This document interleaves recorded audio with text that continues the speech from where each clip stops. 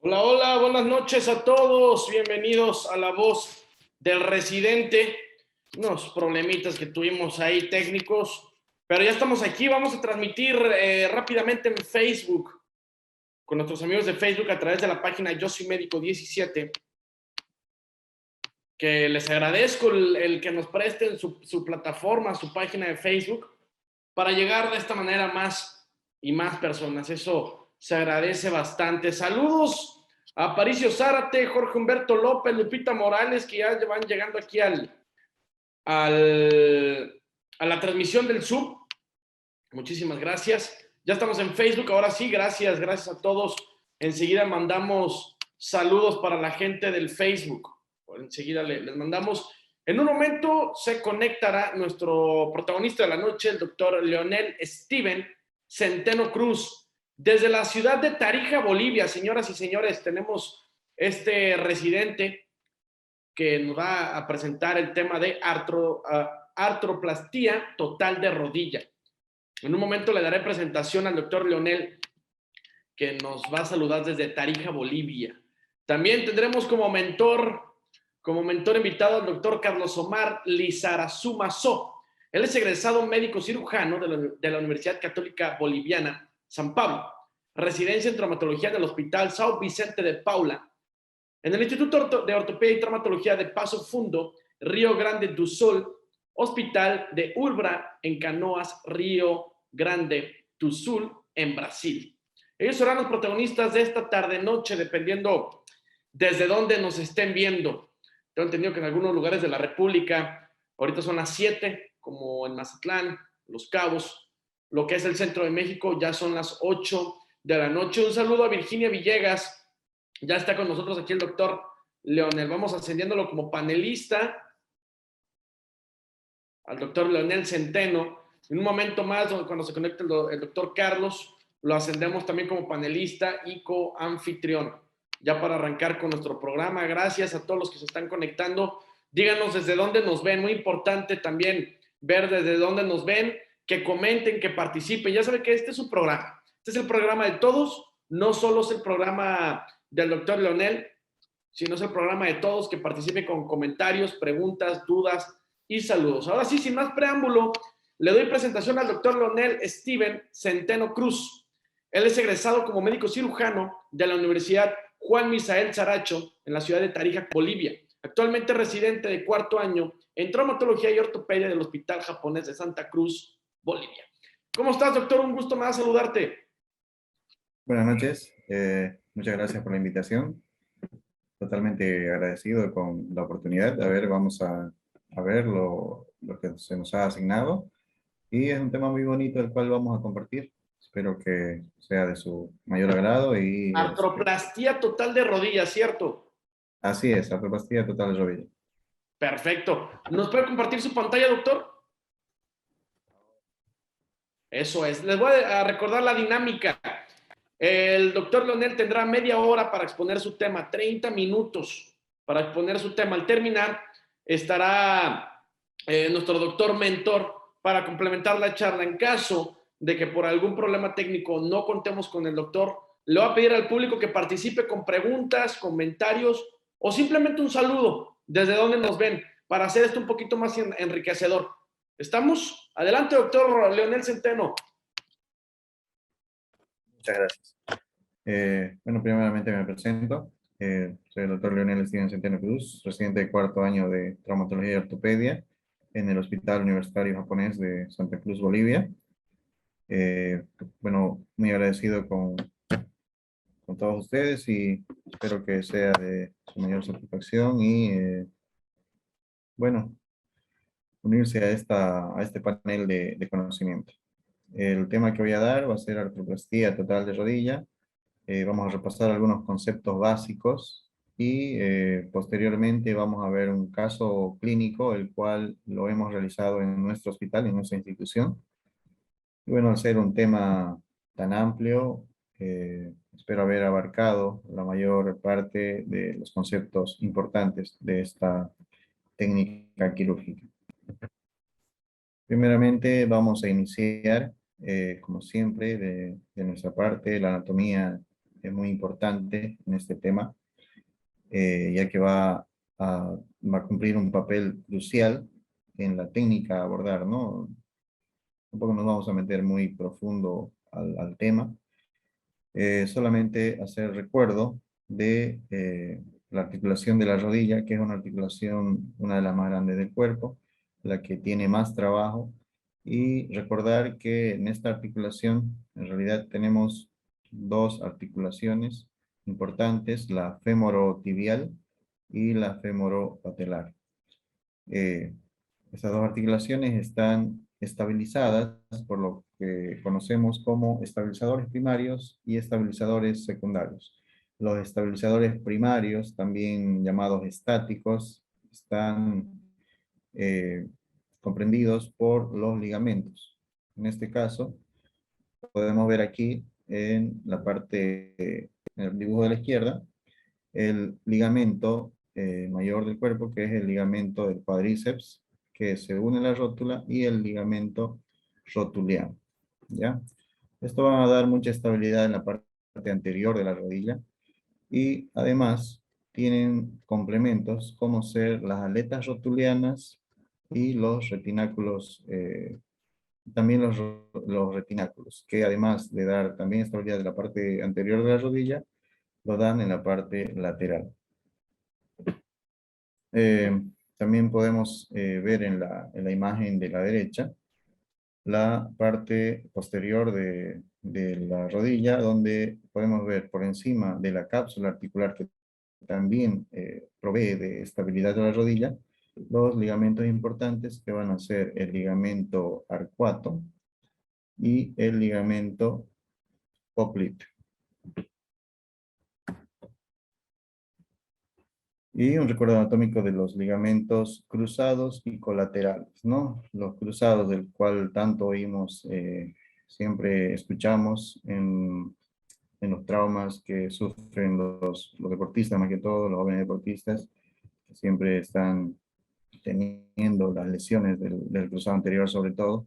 Podemos verlo aquí en primera instancia, en la rodilla derecha y el ligamento cruzado anterior, que bueno, tiene su origen, su inserción en la parte media, perdón, media y adelante en la articulación de la tibia, que se va posterolateralmente dirigida hacia la parte media del cóndilo lateral del fémur.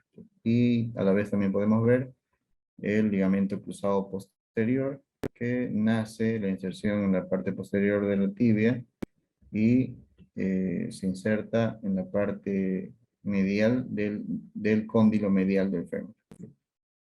También podemos ver en estas otras gráficas la presencia del ligamento colateral tanto medial y el ligamento colateral lateral. Teniendo en claro estos recuerdos anatómicos, podemos mencionar la parte de la movilidad de la rodilla. La rodilla tiene cierto movimiento cuando la cadera está tanto en extensión y en flexión.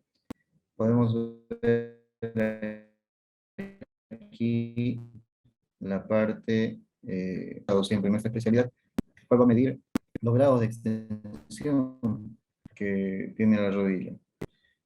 Se dice que una extensión normal es de 0 grados, ¿ya? Aunque hay que se puede permitir hasta un 5 y hasta un 10% de hiperextensión. Y también tenemos los movimientos de flexión. Como dijimos, en la cadera, bueno, perdón, en la rodilla puede haber un ángulo de flexión cuando la cadera está en extensión y cuando la cadera está en flexión. Cuando la cadera está en extensión, la rodilla suele llegar en un parámetro normal a alcanzar los 120 hasta los 130 grados de flexión de la rodilla. Y cuando la cadera está en flexión, podemos llegar hasta los 160 grados. Ahora hablemos de los movimientos de rotación de la rodilla. Estando la rodilla en extensión, no tenemos ninguna rotación en la rodilla es ahí quieta. Entonces, doblando la rodilla, tener una flexión como está en la gráfica de 90 grados, podemos conseguir una rotación externa de hasta 45 grados, 45 a 50 grados. Y en una rotación interna de 30 a 35 grados.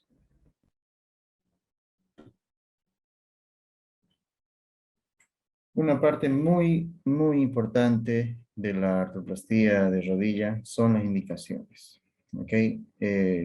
Hay varios consensos, no, perdón, no consensos, artículos que hablan sobre las indicaciones de una artroplastía de rodilla. Es muy controversial este tema ya que hay mucha controversia, bueno, ya dije la palabra, pero es que algunos dicen que sí, se debe operar en cierta situación y otros dicen que no. Y la verdad que hay muy pocas guías que nos dicen cuándo y cuándo no debemos operar. Pero aquí me baso en una guía que he encontrado muy completa. Les dejo ahí el link, donde nos dice que la principal indicación que nos dice para realizar una cirugía de artroplastía de rodilla es el dolor. Es el dolor del paciente, el cual no cede con ningún otro tipo de tratamiento. ¿Ok? Entonces va a ser el principal síntoma lo que nos va a dirigir a esta técnica.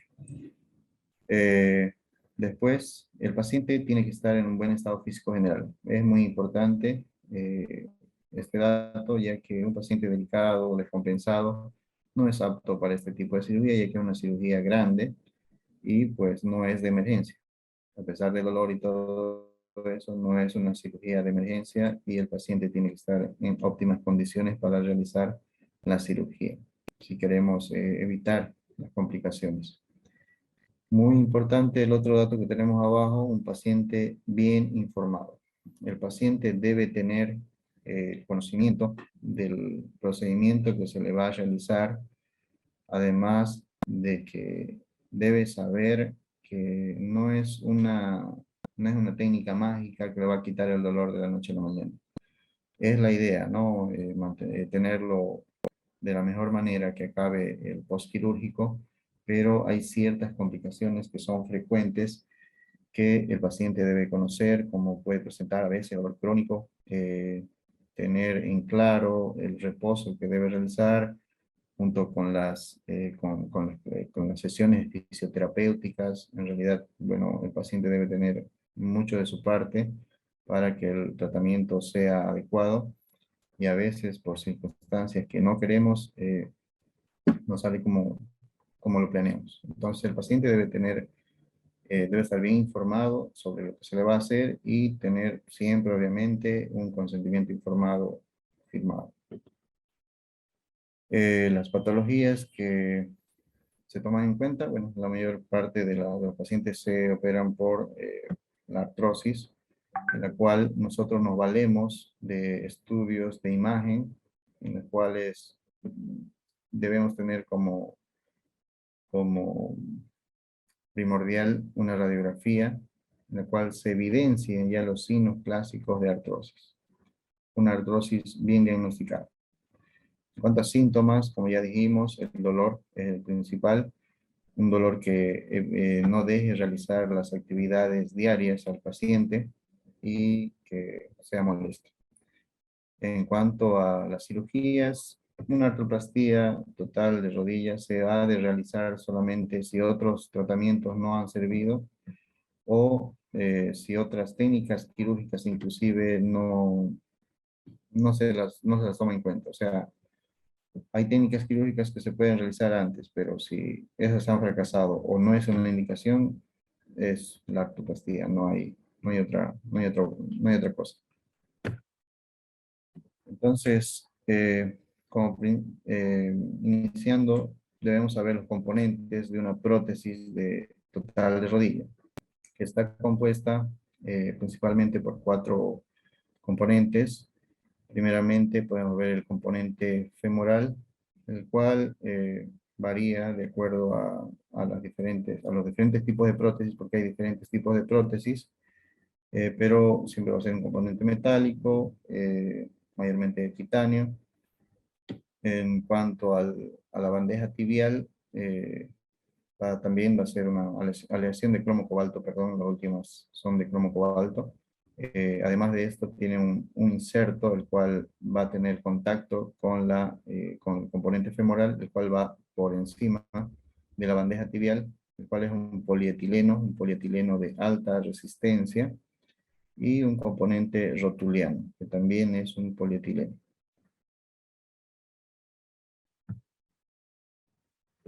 Como dijimos, hay diferentes tipos de prótesis, el cual aquí podemos ver algunas.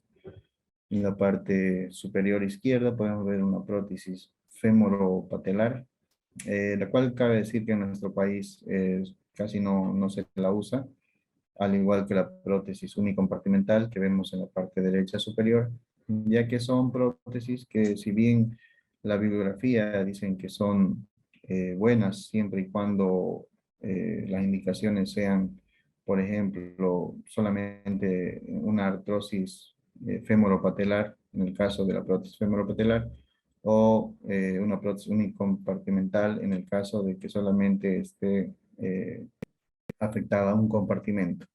Pero en realidad la bibliografía también nos dice de que al final esto va a evolucionar y se va a convertir en una artrosis generalizada, o que se va a afectar todos los compartimentos. Entonces, mayormente, la mayor parte de las tendencias está a directamente usar la prótesis total. En la parte de abajo, en la izquierda, tenemos un tipo de prótesis, el cual se llama semiconstreñidas, los cuales se usan al haber una falta de estabilidad, alguna lesión que comprometa seriamente la estabilidad de la rodilla, y también las constreñidas, que tenemos la parte de infero derecha.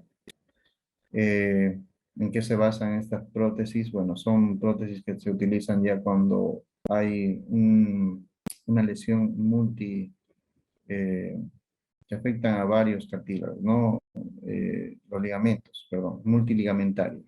Entonces, cuando uno coloca una prótesis, se basa en los ligamentos, como dijimos, en los estabilizadores primarios. Pero si no hay existencia de ellos, pues es imposible poner una prótesis normal, por lo cual se han creado estas últimas prótesis, como las constreñidas, la cual solamente toda la estabilidad se basa en la prótesis. Pero bueno, son temas un poco más avanzados, solamente es para conocerlos. Esta es la prótesis de platillo móvil. Es una prótesis que ha salido un poco más moderna después de las estándar, la cual, si bien algunos apoyan su uso y otros no. Esto porque, bueno, se dice que, ahí saqué un estudio de la Revista Española de Cirugía, que apoya el uso de esta prótesis. Y dice de que al haber un movimiento, una plataforma rotatoria, la fuerza se distribuye mejor, ¿ya? Y esto que va a producir de que al distribuirse una fuerza mejor en toda la prótesis, en toda la bandeja tibial, va a haber un menor desgaste del polietileno. Entonces va a dar mayor tiempo de vida a la prótesis, y además que va a haber un poco de mayor movilidad en la rodilla del paciente, ¿no? Pero bueno, hay diferentes criterios. En nuestra experiencia, en nuestra institución, es el tipo de prótesis que utilizamos, y la verdad que hasta el momento nos ha ido bien. En cuanto a la planificación operatoria, se dice que un médico tiene que empezar a planificar todo desde el ingreso del paciente al consultorio. Ni bien entra el paciente al consultorio, uno ya se da cuenta el dolor que debe tener el paciente, eh, la- la- el modo de caminar, eh, todas esas cosas, ¿no? Y peor si nosotros vamos a estar planificando una cirugía, todos los antecedentes cuentan. Entonces, es el motivo del cual puse aquí en planificación los antecedentes patológicos. La diabetes se ha visto que afecta en gran mayoría a todos los procedimientos quirúrgicos que se hace, tanto por, el, por la recuperación tardía de la recuperación de la herida y todo lo demás, por lo que se dice que si hay un paciente con diabetes, obviamente tiene que ser manejado primeramente con el endocrinólogo hasta corregir los niveles de glucemia. La obesidad, importantísimo. Se dice que es mejor operar a un paciente que tenga menos a un índice de masa corporal de 30. No es conveniente operar cuando este índice supera los 30, ya que al ser el componente no el polietileno sobre todo sufre mucho desgaste con el peso. Entonces se recomienda disminuir de peso antes de realizar el procedimiento quirúrgico. En cuanto al tabaquismo, también se ha reportado muchos problemas en cuanto a la cicatrización, lo cual se sugiere que un paciente tabáquico debe tener en cuenta que se suspenda 4 semanas al menos el consumo del cigarrillo. El alcoholismo también se ha visto que tiene serias repercusiones. Enfermedades autoinmunes, obviamente siempre hay que tomar en cuenta el uso de corticoides, el cual va a agravar mucho también el tema de las complicaciones, sobre todo con la infección. Entonces, también se hace la interconsulta con los especialistas, pero en cuanto al conocimiento del especialista en sí, traumatólogo, debemos saber que por lo menos 2 semanas antes y algunos hasta 4 semanas debe anularse la toma de corticoides. Estado nutricional, hay que ver siempre el tema de las proteínas, las cirugías previas, hay que tomar en cuenta las cicatrices que pueda haber, sobre todo para definir el abordaje que debemos realizar o alguna otra cuestión en la piel. Y los fármacos, ¿no? Como ya hablamos de los corticoides y también los anticoagulantes. Los pacientes que tienen uso de anticoagulantes deben tener, depende del anticoagulante, una suspensión de los mismos. Se dice que por lo menos 48 horas antes del procedimiento quirúrgico. Una de las complicaciones más importantes que hay en una artroplastía es la prevención de la infección, ¿no? La infección es algo de lo peor que pueda pasar. Entonces hay un consenso internacional de Filadelfia de las infecciones, el cual nos dice, este es el segundo consenso, algunas pautas para evitar la infección. Primeramente, los antibióticos nos dice de que bueno, es ideal colocar el antibiótico, nos dice primeramente la cefazolina, que tiene muy buen resultado. 1 gramo si pesa menos de 80 kilogramos y 2 gramos si pesa más de 80 kilogramos, 1 hora antes del procedimiento quirúrgico. Si es que tiene alguna reacción o alergia a la cefazolina, puede hacerse el uso de vancomicina o clindamicina. Los baños prequirúrgicos que se realizan horas antes en la zona quirúrgica. El rasurado con máquina eléctrica que se debe realizar en el quirófano, no así horas antes ni en otro espacio, sino directamente en quirófano y con máquina eléctrica. Solamente usar sonda vesical en caso necesario, ya que aporta más a una posible infección. El uso de ácido tranexámico nos ha dado muy buenos resultados en el tema de la coagulación, de la hemostasia que realiza. El uso de doble guante y el cambio rutinario de los mismos, al menos cada hora, y los cambios de hojas de bisturí. En cuanto a los abordajes, tenemos aquí los diferentes abordajes, el cual nosotros utilizamos casi siempre es el abordaje para rotuliano medial, el cual nos da una buena exposición de la articulación y el tener muy bajo riesgo en el tema vasculonervioso, pues es el de preferencia, ¿no?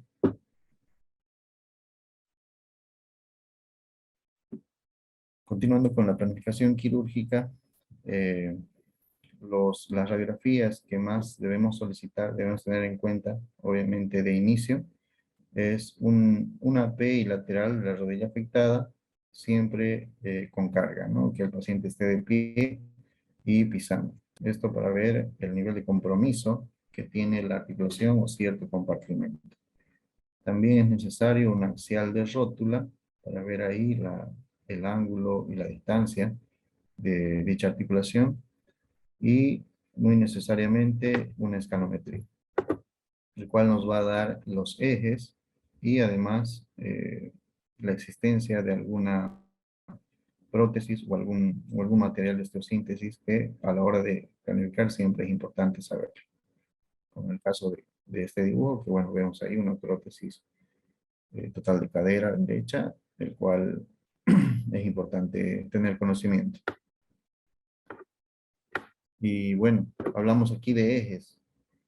Es muy importante saber los ejes que debe tener los miembros inferiores. Nos basamos aquí en el eje mecánico y eje anatómico, los cuales vamos a describirlo enseguida. Aquí está.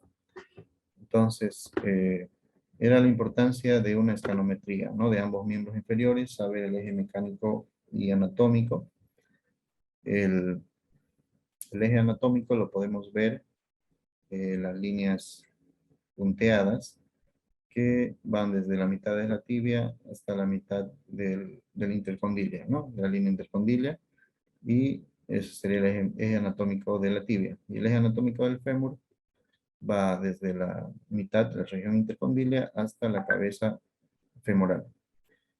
¿Y cuál es el eje mecánico de carga? Es la línea que cursa desde el medio de la cabeza femoral y se toma en cuenta la mitad, tomando en cuenta desde la cortical medial y cortical lateral del peroné. Ahí es la línea y se intersecta los dos puntos y estos puntos deben cruzar por la parte media de la zona intercondilia del fémur. Si cursa por medial o por lateral, nosotros ya sabemos que el eje mecánico y el eje anatómico no coinciden. Entonces, ¿qué nos dice eso? Que puede estar en varo o en valgo. Y esto nosotros debemos corregir en el momento de realizar los cortes de la prótesis.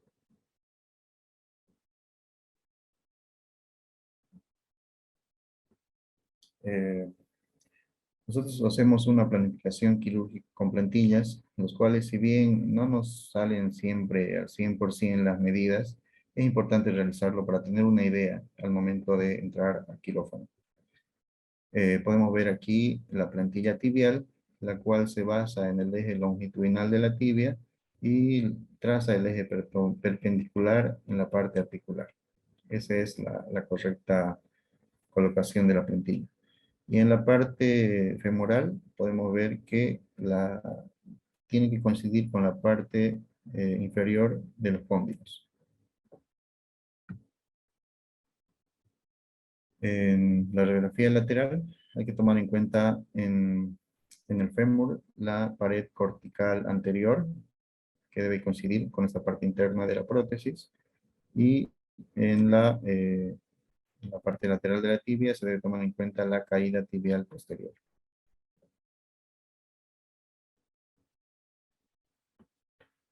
Ahora hablemos del postquirúrgico. El postquirúrgico es muy importante, tanto la planificación prequirúrgica e intraquirúrgica. Entonces, ¿qué hacemos en el postquirúrgico?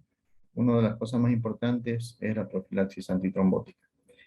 Eh, hay muchos criterios que refieren muchos traumatólogos, pero el que más ha estado en boga desde hace muchos años ya es el uso de rivaroxaban. Obviamente la heparina de bajo peso molecular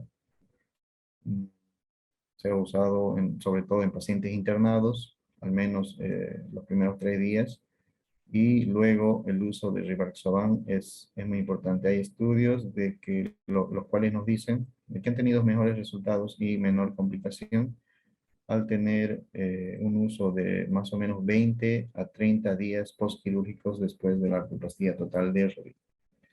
La profilaxis antibiótica, mm, los estudios nos dicen de que se usa, como dijimos, 1 hora antes prequirúrgica y tal vez si se trata de cefazolina, bueno, se puede usar 1 gramo cada 8 horas, solamente por 24 horas. En la bibliografía nos dice que no debemos traspasar las 24 horas, ya que alargar este tratamiento no nos da mayor beneficio. En cuanto a la analgesia, nosotros lo que más utilizamos son AINES. Hemos tenido buenos resultados y bueno, hay pacientes que al ser una cirugía que compromete tanto huesos, osteotomía y todo lo demás, compromiso de partes blandas, da mucho dolor.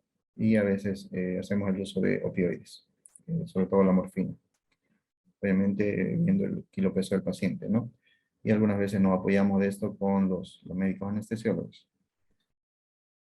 En cuanto a la deambulación temprana, es importante. Nosotros la realizamos al siguiente día. En realidad, al siguiente día, nosotros hacemos mucho uso del Hemovac, del hemosuctor, que también está apoyado por varios artículos, ¿no? El hemosuctor, más de 24 horas, una vez que quitamos el hemosuctor, apoyamos a la paciente que realice ya la deambulación. También es importante el uso de la fisioterapia precoz, tanto para el fortalecimiento del cuádriceps y la rehabilitación de la articulación. Luego el entrenamiento, actividades de la vida diaria y ejercicios de movilización.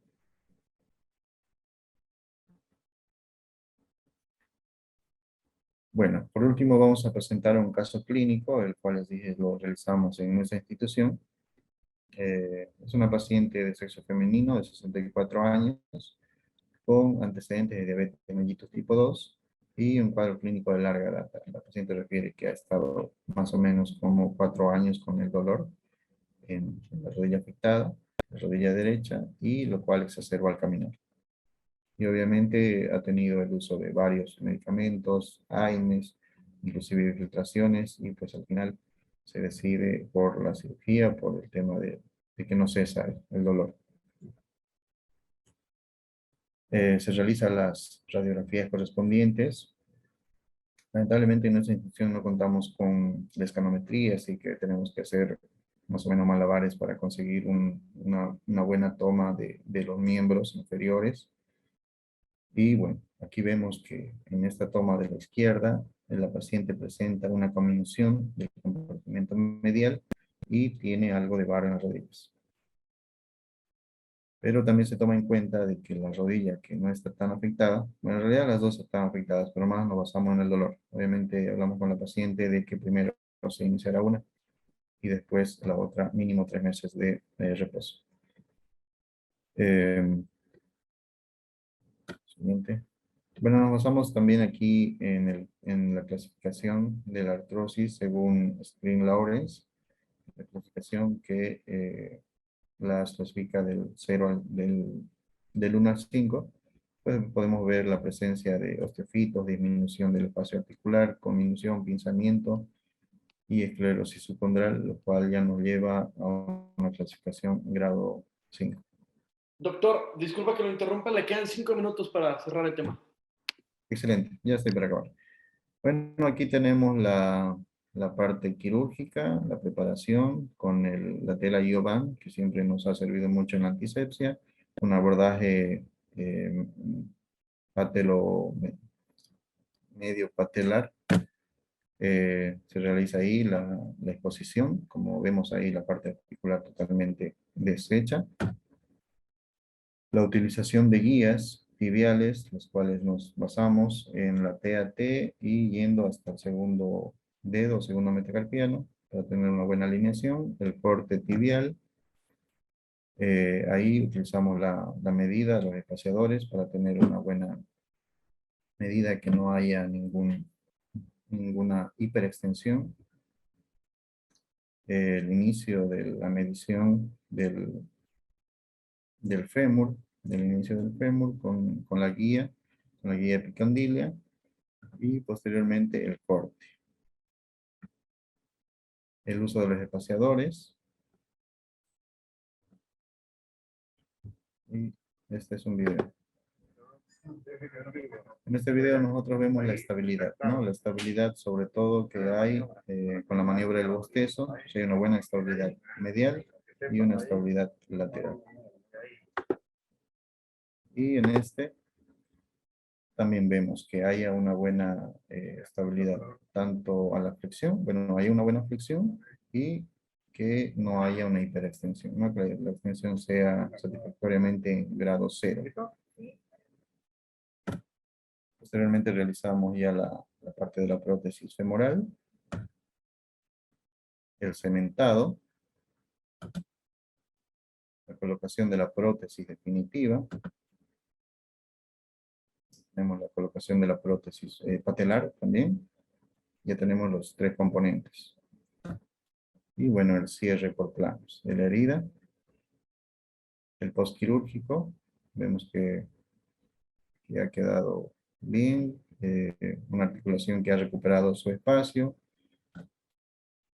Y no se denota ninguna saliente, ¿no? En la prótesis. Y el postquirúrgico. Este es el otro día de la cirugía.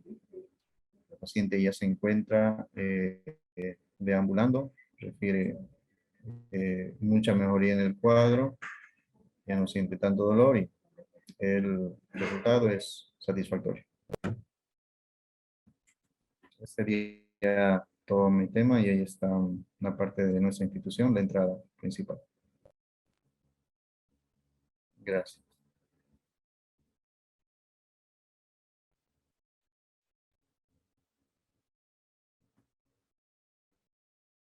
¿Alguna pregunta o se escucha? Muchas gracias, doctor, por la presentación. Vamos a ir directamente con los mentores que ya están aquí con nosotros. Bueno, se acaba de salir el doctor Carlos, ya está con nosotros.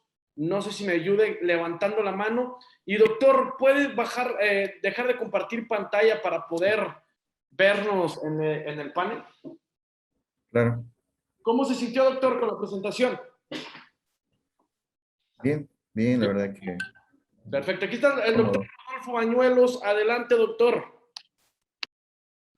Hola, buenas noches.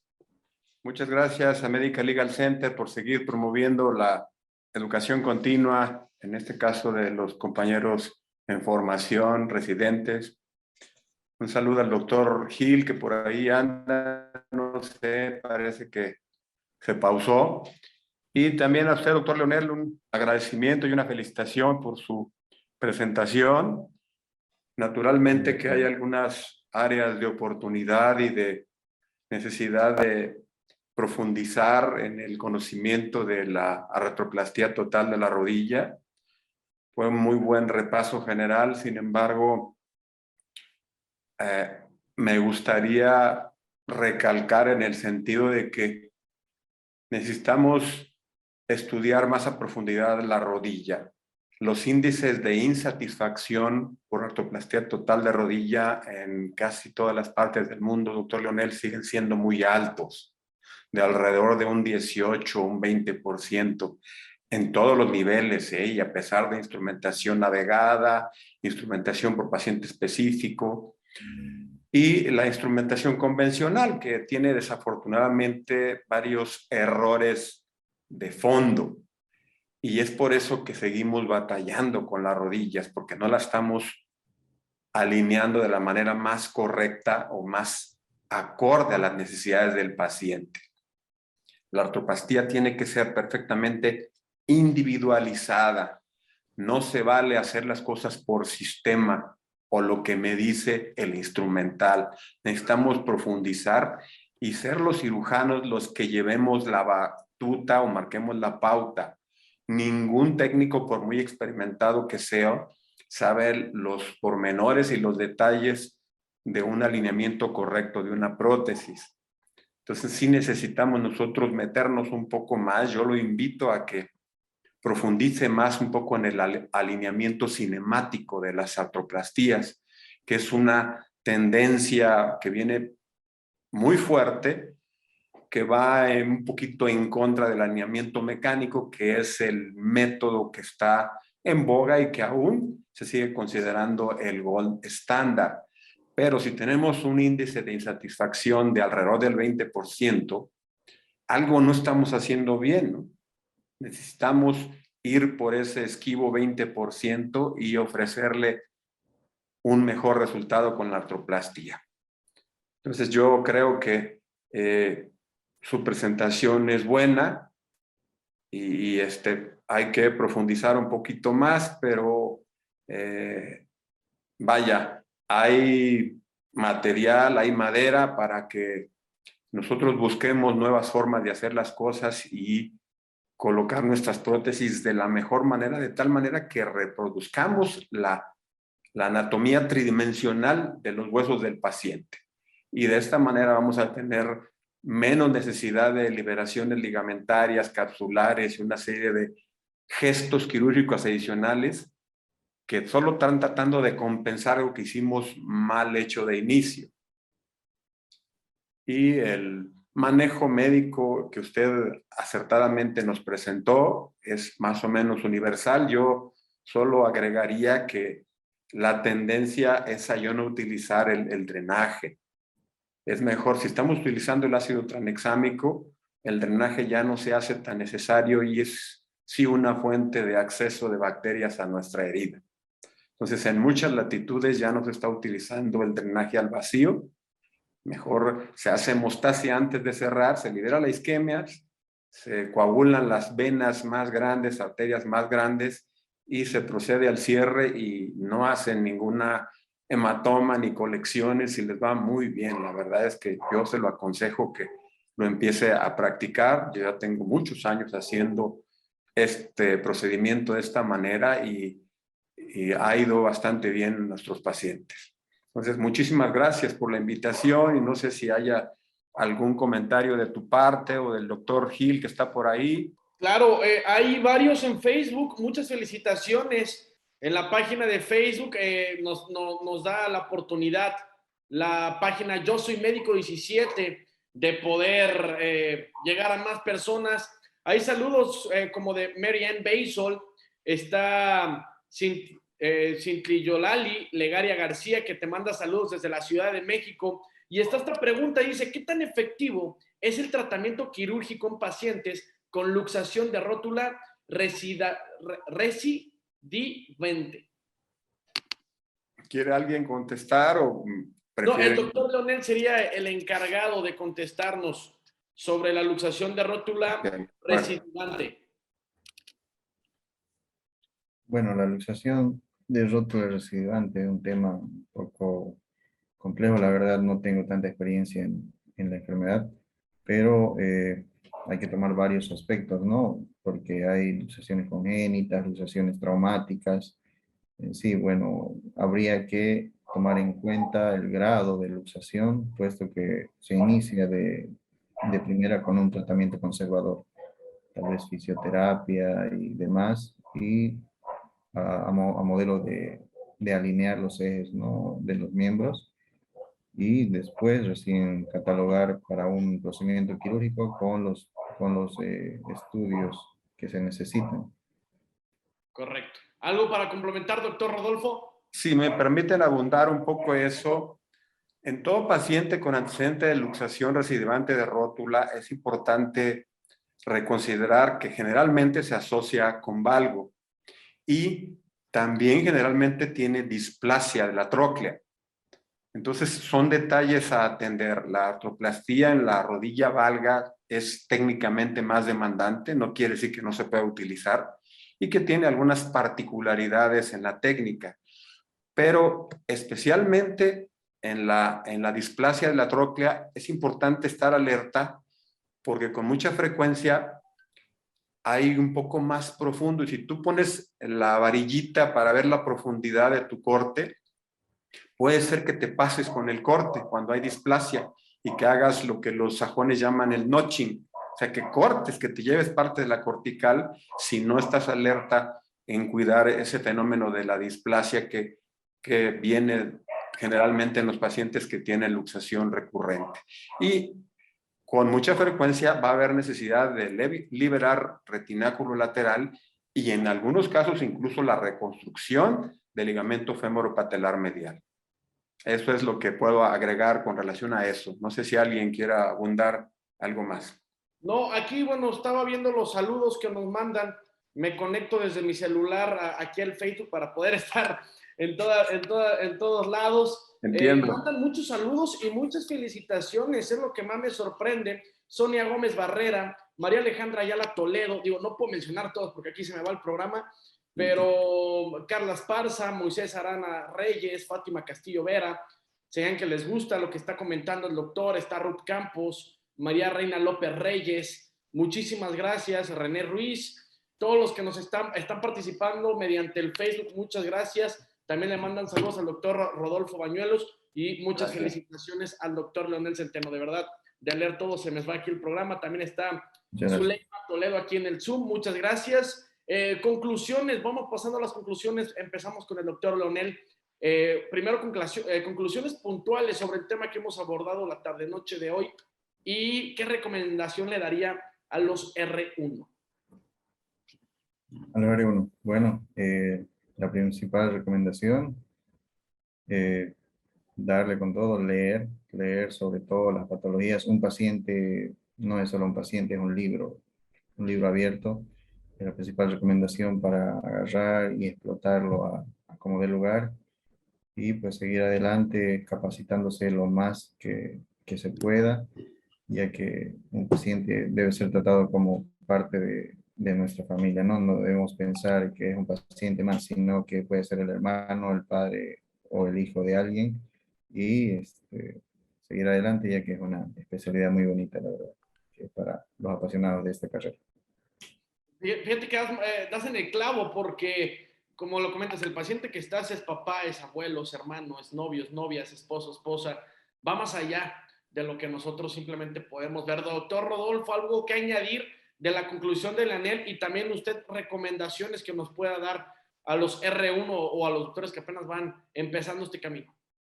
Sí, yo nada más recomendarles que no se vayan por el camino conocido, que procuren buscar caminos alternos para hacer las cosas.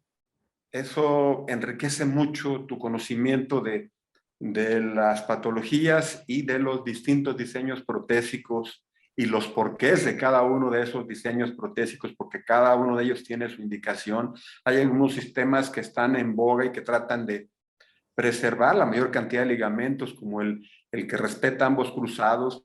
Sin embargo, es técnicamente muy demandante y aún está, digamos que en fase experimental, pero hay material para documentarse y ofrecerle a nuestros pacientes distintas oportunidades. La artroplastía de un solo compartimento no se ha sentado del todo. En Estados Unidos se implantan alrededor de un 3% de la totalidad, pero esto es porque son técnicamente demandantes, son técnicamente difíciles.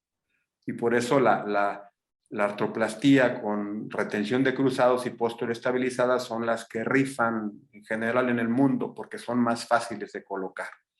Pero bueno, hay que perfeccionarnos y seguir avanzando y nunca dejamos de aprender, como bien dice el doctor Leonel. Muchísimas gracias.